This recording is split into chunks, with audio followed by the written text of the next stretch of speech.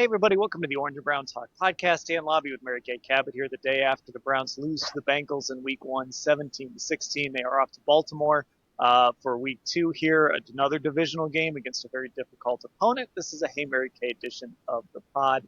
All these questions from our Football Insider subscribers. So Mary Kay, let's get right to it. I bet you can guess what a lot of people had questions about today. And so I chose Greg in Cherry Valley, California, representing a whole bunch of people asking about this. Hey, Mary Kay, I'm concerned about the Browns supporting this kicker and letting him lose another 3 games before they send him packing. I'm a loyal person who believes in second chances and developing talent, but with kickers, not so much. How hard can it be to get a reliable journeyman to keep the team in games? And of course, Kevin Stefanski today didn't really enlighten us as to their plans with Andre Szmyt. So where do you think things stand right now? Well, he made it sound after the game and again today like they're going to stick with Andre and give him an opportunity. But I don't know if I really 100% believe that. If you are thinking about bringing in kickers, and sometimes that happens on a Tuesday, the off day in the NFL where you bring people in, if they're thinking about doing that, they're not going to let on that they're doing that. They're not going to say, oh, well, maybe we'll bring some guys in tomorrow and then we'll tell Andre on Wednesday what his future holds. So I think they just need to keep it under wraps for now. But I would be very surprised if they didn't bring in some kickers tomorrow. They have to. You have to bring some guys in. Take a look at them. At least get your list ready and be ready to go. And I don't know how long the leash would be. I wouldn't let the leash be too long. That's for sure. Now, having said that, Dan, when I went and looked at the list of kickers, it looks like a who's who of guys that have come through Cleveland over the last 3, 4, or 5 years.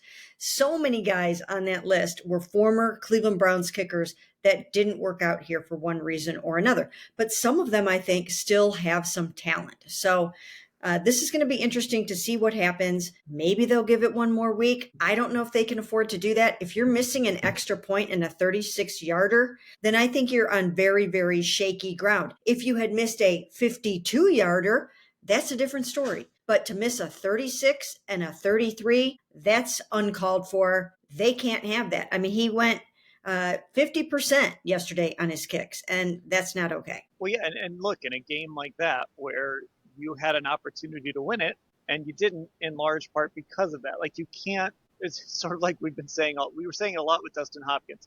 You can't lose games because of your kicker. Now, is it going to happen sometimes? Sure. Everybody misses kicks. Everybody misses game-winning kicks sometimes. But you left yourself with someone who had never kicked in an NFL game, hit his first field goal, but then struggled on his next 2. And so as you were saying this, I'm actually looking at it right now. The Browns did not have any workouts today. Like you said, Tuesday would be the day that they would maybe bring some people in. So no workouts showing up on the transactions list. We'll keep an eye on that tomorrow.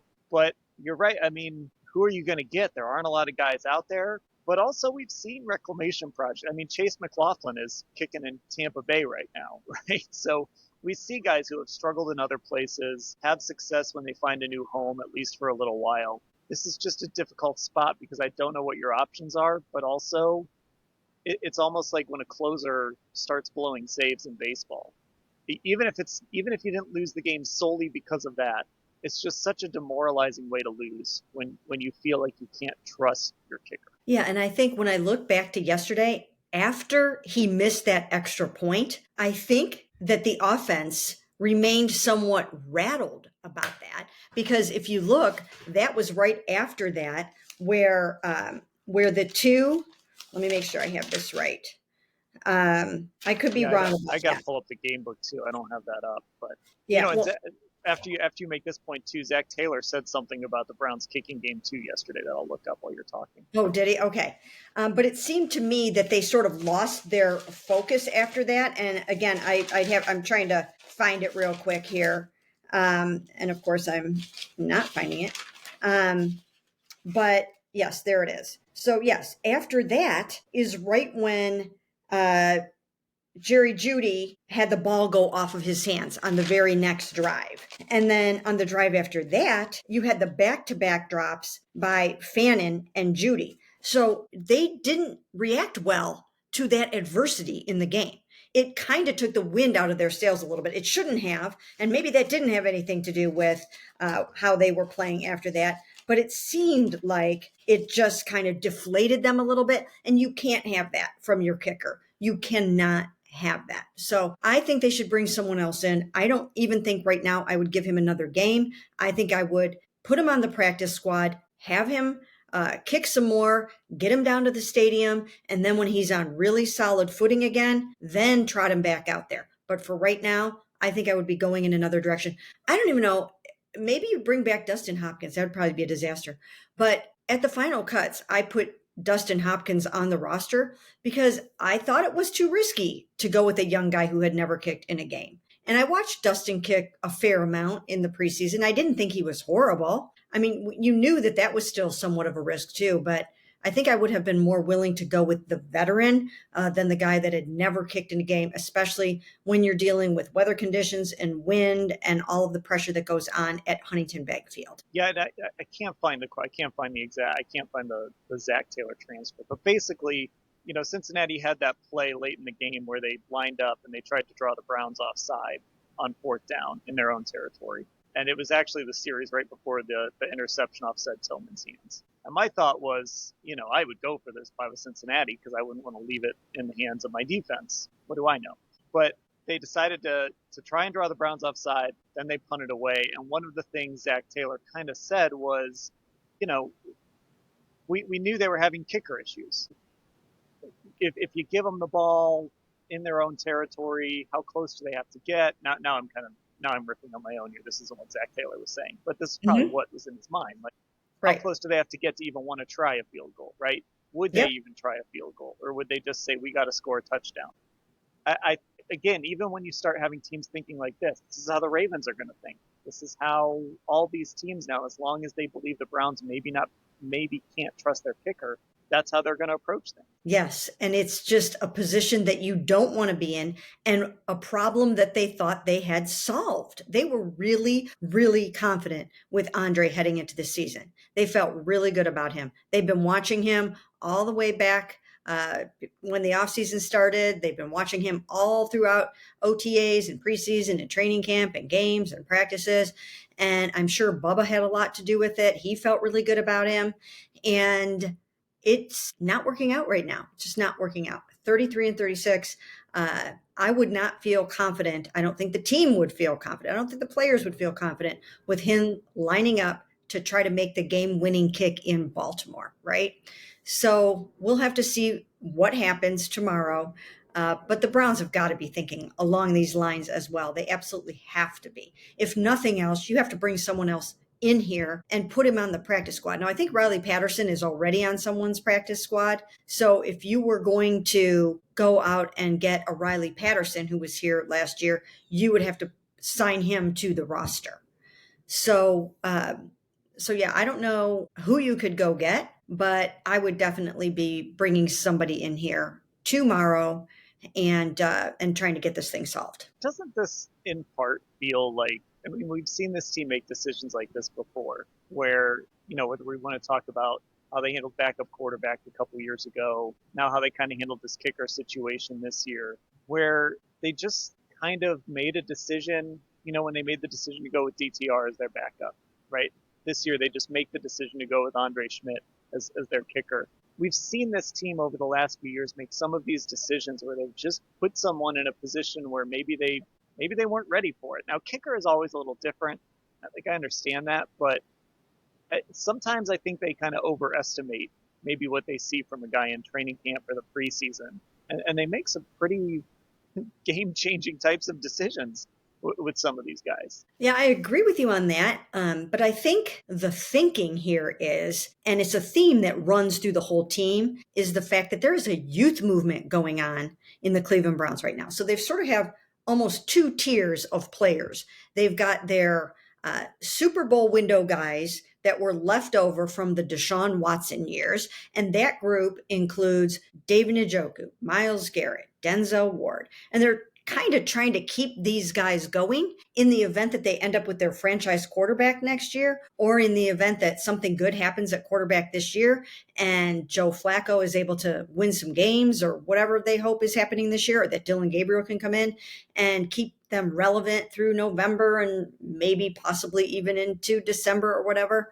But there seems to be a willingness to go really young at some positions. And I think that's where they were going with this kicker thing. I think they were thinking Andre could be our kicker of the future and we can have him for a decade. So let's throw him in there now.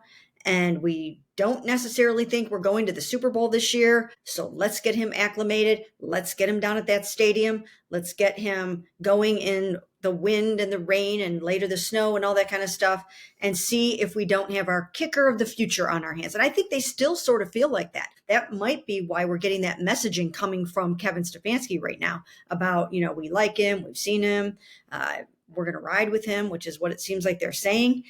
So I think it's part of the youth movement that's going on with this football team. The second part of the roster is all of those rookies that we saw out there playing yesterday. Right. Well, also, let DeJuan Jones, is DeJuan Jones the left tackle of the future, or are they going to need a left tackle after this year? Right. He's kind of falls into that category. I would say Sed Tillman falls into that category. Like what exactly is he in this receiving core? Those edge rushers. Isaiah McGuire keeps playing like he did yesterday. He might play himself into a long-term role. If he doesn't do it, maybe Alex Wright gets that opportunity. So there are positions where they left themselves a little short, but in part, I think it's okay to say, they left themselves short at left tackle, but part of that is because they want to see if DeJuan Jones can do it. And they want to get an answer on DeJuan Jones this year so they know how to approach this offseason. It's sort of a weird mix of they're trying to win games, but they're also trying to find out about young players. Right. And it's different than what we've experienced with this football team over the last few years. In the last few years, they were all in on trying to win the Super Bowl in those last 3-4 years. They were in their Super Bowl window, and come hell or high water, that's what they were trying to do. Of course, it didn't work out because that included Deshaun Watson trying to be the quarterback that they were going to have get them there. So it didn't work out. But now that they are out of that Super Bowl window, they are transitioning to what they hope is their next Super Bowl window. And they don't want it to be, we've talked about this so many times before, they don't want it to be some complete rebuild. They're trying to keep their foot in both worlds. They're straddling both worlds. Super Bowl window number 1 and Super Bowl window number 2, which really hasn't arrived yet. It won't arrive really until they know who their quarterback of the future is. But in the meantime, they are trying to find their pass rusher of the future. They've got their linebacker of the future in Carson. They've got their defensive tackle of the future in Mason. They've got their running backs of the future now in Quinshon and Dylan. Tight end, Harold Fannin. I mean, you can see it. You can see what's going on here. And if these 13 or so rookies that they have on the team right now pan out the way that they hope they do, they're going to be in really good shape over the next couple of years. These guys are going to get really good experience and playing time this year, and they will be ready to hit the ground running next year. And they will be able to provide a good supporting cast if a rookie quarterback comes in, a first-round pick or something like that. They'll be able to just try to take off and start winning as soon as next year if they get their QB one way or the other. Yeah, and the other part, too, is if they can find some answers there. There are some, I don't know if you call them ticking time bombs, but you look at this offensive line. 4 of those guys are free agents after this year. Everybody except DeJuan Jones. And again, if DeJuan Jones doesn't establish himself as a left tackle, you might be looking at a situation where you need to find 5 new offensive linemen or 3 new offensive linemen, whatever it ends up being, however you structure that. So there's things that they need to figure out still, where they are a little bit older. But if some of these young guys can continue to grow, and good and bad, it's only 1 week. It was the Cincinnati Bengals. We'll see how it plays out over 17 games, but there were certainly some encouraging signs yesterday from these young guys. So if a few of these guys can continue this trajectory, you're going to have a little momentum, you hope, going into next year with a younger roster. And hopefully Super Bowl window number 2 will go better than Super Bowl window number 1. Right? And you kind of hope that some of those guys are able to still hang in there with you because there is still some talent on this team. And some of them are still in their 20s. Denzel Ward, David Njoku is still in his 20s. believe it or not, Myles Garrett, it won't be long, but he's still in his 20s.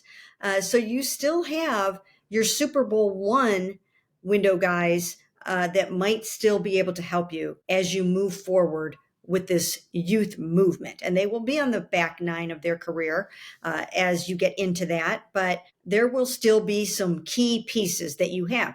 I mean, even Greg Newsome yesterday, I thought he had a nice game. We'll see how it goes as the season goes along. But if he continues to play well on the outside, then you might still have, your really good cornerback tandem there with Denzel and Greg for a while. And then you should have Martin coming back next year. It's hard to come back from an Achilles at that position, needing that kind of speed. But they've got those guys. And then Ronnie, let's see how Ronnie can do. But the safety position right now could be in decent shape if Ronnie comes through for them. And they have some other good young players in the defensive backfield as well. So I can kind of see where they're going with this. But it's just going to be really interesting to see what they're going to be capable of for the rest of this year. I think they showed some things yesterday. I think they showed that they can win some games. I don't think this is necessarily a 3, 4, or even 5-win team. Maybe it will be. But I think they're capable of more than that. I do. I think they're capable of more than that if they can. And I will say it until people are sick of me saying it. They did what they can't do yesterday, and that was they lost the turnover battle. They lost it. And if the offense is going to continue to turn the ball over 2 or 3 times a game, then the defense is going to have to match that and try to take it away. And the Bengals demonstrated yesterday that you can be in the right place in the right time. You have to have a nose for the ball, and you're going to be able to take the football away. Having said that, of course, it's a lot easier to take the ball away when you're throwing it 41 times than when you're throwing it 23 times. Yeah, and I do just like for me at least, there were certainly positives yesterday, but I'm always cautious coming off of Bengals games, whether they beat the Bengals or whether they're competitive with the Bengals like they were yesterday. I'm just always really cautious to not especially on the defensive side, to not overreact to what happened, because for whatever reason, this matchup the Browns always play well against the Bengals. They've lost 5 of 6, but almost every one of those games, it's like they were at least in it. Like the Bengals didn't run away and hide, even the game DTR started last year. So I do think we're going to find out a lot more about this team this weekend. I mean, look, this Ravens defense, I know they gave up a ton of points, but I don't care. It was against Josh Allen. This Ravens defense, this Packers defense they're about to face, compared to the Bengals defense they just played, that's like varsity versus JV. And so and then on the other side, like I said, for whatever reason, the Bengals just bring out the best in this defense. So there were certainly positive signs. And if you're going to lose, at least you can come away feeling like, okay, secondary played well, the rookies played well, the defensive line was awesome, especially in the fourth quarter. But I also want to see it against a team that's not Cincinnati in week 1, because there's just always weirdness with the Bengals and the Browns. And there's especially weirdness when it's the Bengals in week 1. That's so true. And even Zach Taylor yesterday was talking about how Jim Schwartz just attacks that offense. And I do think that has something to do with it. The Browns defensive line matches up well against the Bengals O-line generally, even though they have fortified it to a degree. One of their guards left early, Lucas Patrick, yesterday. So he was one of their upgrades at guard. That didn't necessarily help their cause. But the Browns do, for the most part, match up well against the Bengals from a defensive line versus the offensive line standpoint. And look at Myles. I mean, Myles always seems to have a big game against them. And he did it once again. And he loves to play against Joe Burrow. He likes him as a person. He likes him as a quarterback. He respects him. And he loves to take him down. And he did it again twice yesterday for a total of 11 sacks on Joe Burrow. But you can't make the kind of mistakes, obviously, that the Browns made in a game like that. And Joe said it best. I mean, Joe Flacco said, we played like an inexperienced football team. We played like an inexperienced football team. And you know what? They are an inexperienced football team. And here's the thing, and I've kind of been harping on this for a long time. Joe Flacco did not have enough time on task with that offense. I don't care if it was going to be Kenny Pickett or Joe Flacco. It was going to be one of those two guys. They needed to name that guy, in my opinion, at the very beginning of training camp. By the end of OTAs and minicamp, you should know who your starting quarterback is going to be and let him get all those first team reps because you have to rep it over and over and over and over. We saw what happened last year. The first team, they had a new offense, and the first team never had enough time on task to work together last year and to get it down so that it was almost like a well-oiled machine. This is a new offense. Once again, you've got a new quarterback, you've got a new left tackle, you've got new running backs, you've got a new tight end, you've got new players at most positions. Isaiah Bond is playing in there a lot. So it's an overhauled scheme, and they haven't worked together enough. And yet you're supposed to go up against guys like Lamar Jackson, who's been in that same scheme, in that same offense with his same people in the same environment for all of these years, or the Josh Allens of the world and all of these other people that you're going to be facing this year that they're just seasoned. They know what they're doing in the scheme. I mean, you've got these young guys right now on this team that they have to be thinking. They have to be thinking. And I'll tell you what, you just nailed it in terms of the defenses that they're going to be facing. It's going to get a lot faster. The game is going to get a lot faster over the next 4 weeks with these defenses that they are playing. They can be encouraged by some of the things that happened yesterday, but they also are going to have to step it up in a huge way because it's going to get a lot tougher starting Sunday in Baltimore. Yeah, I mean, everybody knows about that Ravens defense, obviously, how physical they are and all that. But that Packers defense flies. And that was with Michael Parsons being limited. Like, they weren't rolling him out there like every snap. They fly around, and they're going to be going on 10 days rest going into that game. So it gets really difficult. I do want to, so going back to that 4 quarterback thing, right? Again, this just comes down to some of the choices they made this offseason. And just this idea of you're going to bring 4 quarterbacks in and just leave it wide open.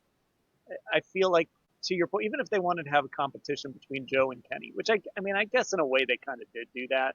But even if you wanted to just limit the scope of the competition, I think it would have been okay. But just, it was so unfocused. And, most situations you bring in a veteran and you bring in a young guy and you let him compete. Or maybe you have 2 veterans and a young guy and you let the 2 veterans compete and just say to the young guy, you're not going to play. But the Browns really, they tried to reinvent the wheel here with this quarterback competition. And I think you're right. I think it would have been helpful to get Joe some more work with these guys and give him some more opportunities to play. I mean, Joe kind of picked stuff up quickly. I don't think it would have taken long, but I do think it would have been helpful. It would have been helpful. The funny part about it is, I don't think in the beginning they thought he was going to be the guy. I think what happened is, I think the 2 guys that they really thought were going to battle it out both suffered hamstring injuries in the middle of the competition. And Kenny was done. By the time he suffered the hamstring injury on day 4 of camp on July 26th, it was over for him. I didn't think that he would ultimately end up getting traded. I thought they would let him have time to heal and then come in and start some games early on this season. But they just got to the point where they're like, hey, we've seen enough in Dylan. When it comes time to turn it over to somebody, it's going to be him now. So that derailed that whole situation. And then Dylan went out and pulled his hamstring. So it's not that Joe won the job by default, but he wasn't first in line to win this starting job. So that had a lot to do with it. But I know Joe has said over and over in camp, he's a professional, so he's not going to use anything as an excuse. But he has said numerous times, geez, I really wish I would have had more time with these guys. In the very beginning, he was standing around, not getting very many reps at all. And while these young guys were dividing up the pie 3 ways, mostly. So it's not like he's coming in cold like he did in 2023, but it's also not like he's been the guy since day 1. And now I think he's got some catching up to do. In fact, that's the column that I wrote after the game, was I think he showed that he still has it from an arm strength standpoint and also from a movement agility standpoint. I think you can run the keepers and the boots and things like that. But now he's got to get his mojo down with this offense and get his chemistry down with Jerry Jeudy. He doesn't have chemistry yet with Jerry Jeudy. I mean, they had a few weeks together, but they didn't have what Kenny and Jerry did, I don't even think, because those guys were working out together in the offseason And they were really working on thinking that they were going to be maybe the number one battery on this offense. It really wasn't supposed to be necessarily Joe and Jerry. So now those guys have to work together, and Jerry has to adjust to Joe as best he can. He did not have a good day yesterday. Okay, let's get back to one of the positives. You talked about this one a little bit from yesterday. This comes from Charles Marchant in Chagrin Falls. Hey, Mary Kay, I was worried about the defensive secondary, but I think they did an excellent job. What are your thoughts? Like I said, you touched on this a little, but I think one of the big positives yesterday was that Greg Newsome held up pretty well on the outside when he was, even when he was matched up with Jamar Chase. Jamar drew a flag on him at one point. Jamar had a drop too. Now I think Greg played that ball pretty well, but other than that, he held up well. I still worry about these safeties and their lack of playmaking, but at least at the corner position for now, coming out of this game, and again, Bengals weirdness, it all comes with that asterisk. They held up. They did their job. Yeah, they did. And like you said, I like the fact that you're putting the asterisk on it because I think it belongs there. I don't think we can make too much out of what we've seen in any aspect of this football game. Week 1 doesn't give you all the answers. You need a bigger sample size to start making generalizations about what you have and who you are. I think it takes the first block of the season or the first quarter of the season before you can look at it and say, yeah, that's going the way we thought it was going to go, or this is nowhere near how we thought it was going to look. So I think the sample size right now is way too small, and I'm very anxious to see how this holds up over the next 4 weeks. We need to revisit this topic 4 weeks from now, but it was certainly a good return for Greg to the starting outside cornerback lineup, which is what he wanted. He asked for it. He got it because of injury, but this is what he wanted. And, and now he's got a chance to go out and prove that he can do it. And it was a good first start. Now, they didn't throw the ball very much, right? I mean, he was only targeted twice versus Jamar Chase. And Jamar was 0 for 2 with Greg having a breakup. And it was that one pass that Miles got the pressure and just crushed Joe Burrow after that. So the throw really probably wasn't exactly what Joe wanted it to be. But nevertheless, it's better than the alternative. Greg made a play, and that's what you want to see. So, I think Jamar was only like 2 of 5 targets in this game for like 26 yards. I mean, that's a heck of a job on him. But as we recall, they did not have the ball very often.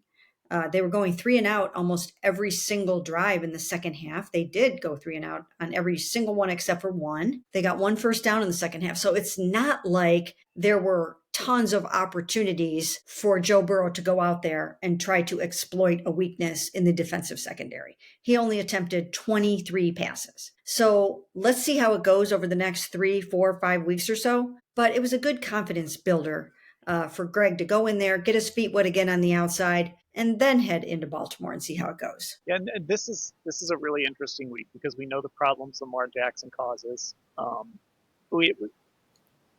It's going to be sort of a baptism by fire for our guy Carson Schlesinger. This is going to be a good test for him, obviously.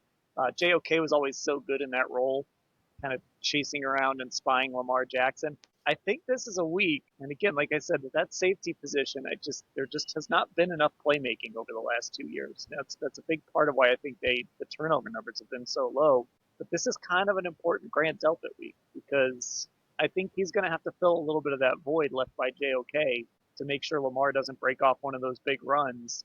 Yeah, I wonder if they use Grant a little bit more in that role. To almost spy.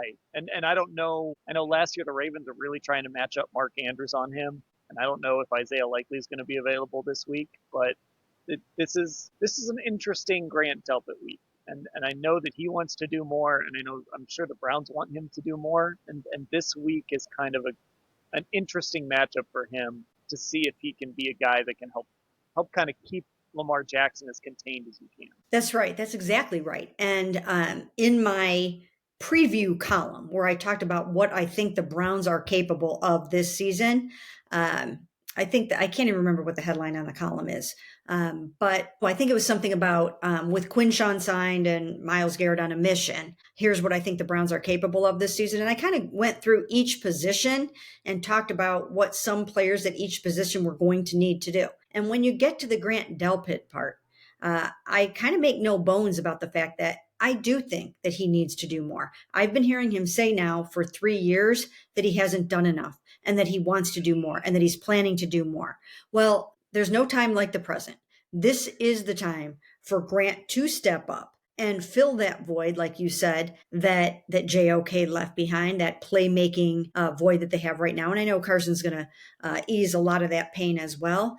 But it is an opportunity for Grant to seize the moment and force some fumbles and make some, and blitz and get some sacks and of course you can only do what they ask you to do, but also to try to get to force some turnovers and takeaways and get some interceptions.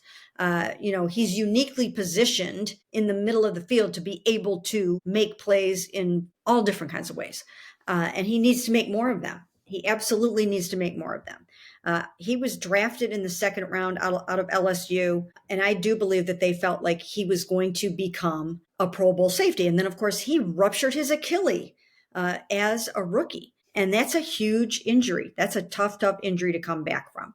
But he seems to me like he's all the way back from that. And so I do think that, I challenged him in that column to step it up. I said, he's been saying he hasn't done enough, and he's right. He has not done enough. So let's see what you've got. He is capable from a talent position of being a Pro Bowl safety. And so I think they need him to be that, and he can do it. Okay, I'm going to call an audible here because I want to talk about this topic here. So this question comes from Dan. Hey, Mary Kay, how realistic is it that Quinshon Judkins could play on Sunday? And what type of workload would you expect if he does? Well, it's a really good question. And some of it will depend on what the NFL does. And what I do know is that Quinshon will be interviewed by the NFL under its personal conduct policy this week. And then the NFL will wrap up its investigation or its review and determine if Quinshon deserves to be suspended or not. Now, I've been told that the videotape might exonerate him from this situation. There is some surveillance video or some video evidence available that shows that maybe what happened isn't going to result in a suspension for him. I don't know for sure. I don't know how the NFL is going to view this at all. Very hard to get anything out of the NFL about this. So the NFL will interview him probably tomorrow. And then it will decide what to do. He can go on, no, he's not going to go on the commissioner's exempt list because that's usually for an outstanding criminal charge. So that's not going to happen. I think it's really just up to the NFL to decide if he deserves some kind of a discipline. And for whatever reason, I'm getting the vibe that he's not going to be disciplined for this. So we'll have to see how that goes. If he's not disciplined for this and he can be back on the practice field on Wednesday, then I think maybe, now they have a roster exemption for him for 2 weeks, and they don't have to lift that until they deem him ready to play. So if he's not ready this week, they're not going to force it. But if you look at the running stats from this past game, they averaged 2 yards per game. 2 yards per game. That's horrible. And that's not going to cut it in Baltimore at all. So I do think that if they can get him on that field and he has been practicing and staying in shape, then I think that they will try to get him in there a little bit and at least just provide some threat of a running game. And if they just kind of keep it as simple as possible for him, which of course isn't easy because you have to pick up the blitz and all that kind of stuff. But I think that there is a world in which he can see some action on Sunday if the NFL does not discipline him. Yeah, I'm trying to think of a number because obviously, with all of these guys, it's never a question of if they're in shape, right? These guys do such a good job of like working out and staying in shape, but it's just that idea of he hasn't played a football game since January. He hasn't been in a real football practice with contact, even going back to, in the spring there was no contact or anything like that. So I do think there's a level of you want to get him out there because the running game was terrible. But you also want to be cautious because we've seen what happens sometimes if you rush a guy back, even at the running back position. Like, is 10 carries a good number? Is that too low? What would you expect if he's able to play on Sunday? I would think that if he can play, that somewhere in the neighborhood of 10 to 12 makes sense to me. So we'll have to see what the thinking is. I have not heard from anybody about this yet. I haven't talked to anybody about this yet. It just kind of all came together sort of quickly over the weekend with him signing and now him going up to New York. I think he'll probably go to New York for the interview, I'm guessing. But I mean, I don't even know that for sure. They could possibly come to Berea. So we'll have to see what the NFL decides. But I would think 10 to 12 carries would be enough to kind of get the running game revved up a little bit, get his feet wet. Now, if anybody was smart about all of this, they would have had him putting on the pads wherever he was, putting on the pads and practicing as hard as he could. I know that Isaiah Bond, while he was waiting to get signed, he was doing two-a-days and he was practicing probably even harder than he would have had he been here and taking as many reps as he possibly could so that when he showed up, he looked like he was pretty ready to go. And he fit in pretty well in those first couple of weeks that he was here. So let's see what Quinshon is going to look like. I'm sure he's stayed, like you said, in amazing shape. I don't know where he's been, but I'm sure somebody was advising him to get the pads on and to get himself ready to play some football. And again, one of the positives I think you take out of yesterday is, okay, if Quinshon Judkins can show up and be Quinshon Judkins quickly, and who knows, maybe he shows up, plays Sunday, it looks good the first few carries, and they're like, all right, let's unleash this guy. Let's keep unleashing him here in this Baltimore game. Who knows? But if he can look like Quinshon, then you saw what Dylan Sampson could do as a pass catcher, which is how the Browns sort of envisioned that role. So I think that's one of the big positives is you can see the vision they had for this running back room, as long as Judkins is what they expected. It looks like it's set up to be successful. Yeah, it is. I thought now, as you mentioned, Dylan, I mean, he did not have success in the running game. So they're going to have to go back to the drawing board a little bit on all of that and make sure that they have their ducks in a row that way. Because he only averaged, I think it was 2.4 or something like that. And Jerome Ford struggled himself to a 1.4 average. Yeah, I think you have to give the Bengals some credit for that, for being able to shut down the run like that, because they have a new defensive coordinator and nobody really knew what to expect from those guys. And they did a few things pretty well, including having a nose for the football and grabbing those interceptions off the tipped passes. I mean, those were heads up plays, but then also shutting down the run. They did a nice job of that. So I thought they played good team defense from a run defense standpoint. So we'll have to see. And we always know that the Ravens play the run really, really well and really, really tough. So it would help a lot to have Quinshon back. I don't know if Raheem is ready to do anything. He got cut by the Chargers. Now he did fare well in some short yardage situations yesterday, rushing for the touchdown and converting another 4th and 1. But the longest run that they had yesterday was for 5 yards. I mean, that's not what this is designed to be. It's designed for both Quinshon and Dylan Sampson to be able to hit the home run. And so they need Dylan back. I think it's going to be a good 1-2 combo. And again, Dylan went 8 for 8. That was more catches than anybody on this football team yesterday. So that was good. But they do need to get that running game going. Okay, there we go. Our first, I guess, I mean, we did one last week. This is like our first official regular season Hey Mary Kay edition. Now that there's a game in the book. Well, here we go. Our first post-game, our first official post-game Hey Mary Kay edition of the Orange and Brown Talk podcast. Those questions came from our Football Insider subscribers. It's cleveland.com/Browns, the blue banner at the top of the page, to become an insider.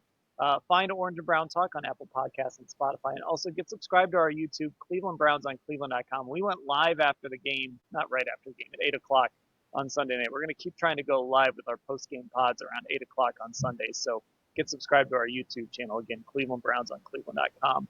So you can get alerts for that, and you can get involved in the chat and all that stuff when we are live after games. It was fun. We'll keep trying to do that as the season goes along. I think that's everything, Mary Kay. I'll talk to you later. Sounds great.